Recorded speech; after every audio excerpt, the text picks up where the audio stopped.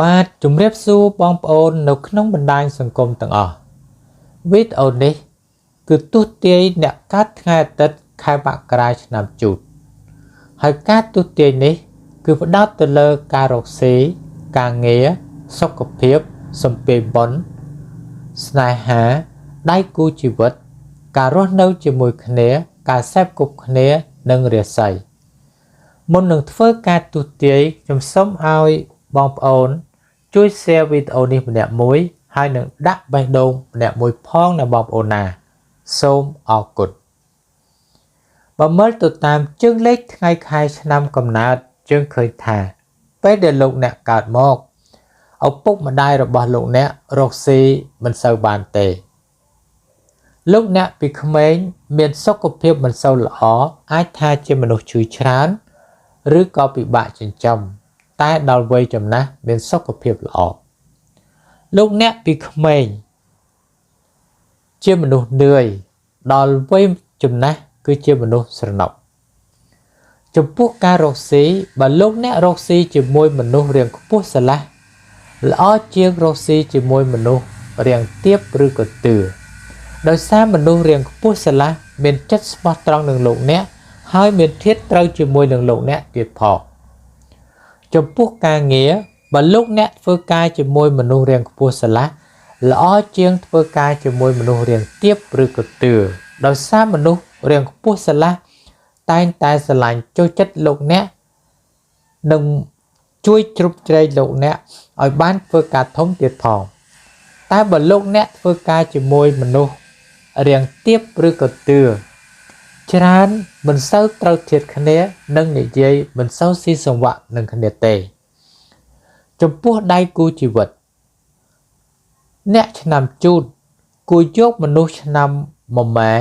ឆ្នាំរោងឆ្នាំវកឆ្នាំចឆ្នាំឆ្លូវនិងឆ្នាំកោហើយបើលោកអ្នកបានដៃគូជីវិតជាមនុស្សរាងខ្ពស់ស្រឡះល្អជាងបានដៃគូជីវិតជាមនុស្សរាងទាបឬក៏ទឿដោយសារមនុស្សរាងខ្ពស់ស្រឡះមានចិត្តស្មោះត្រង់នឹងលោកអ្នកហើយមានធាតុត្រូវជាមួយនឹងលោកអ្នកទៀតផង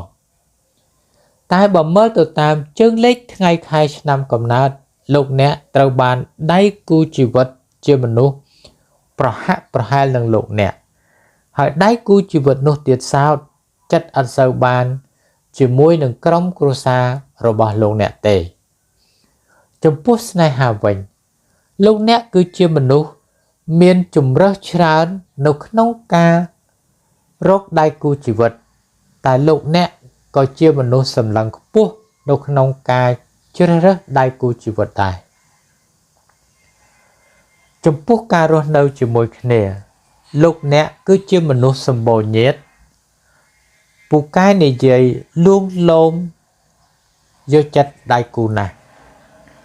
ចំពោះការពឹងអាស្រ័យគ្នាដូចជាមិត្តភ័ក្តិបងប្អូន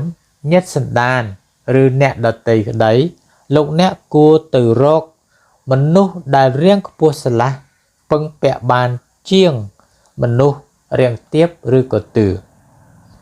ចំពោះសម្ពាយបុណ្យវិញ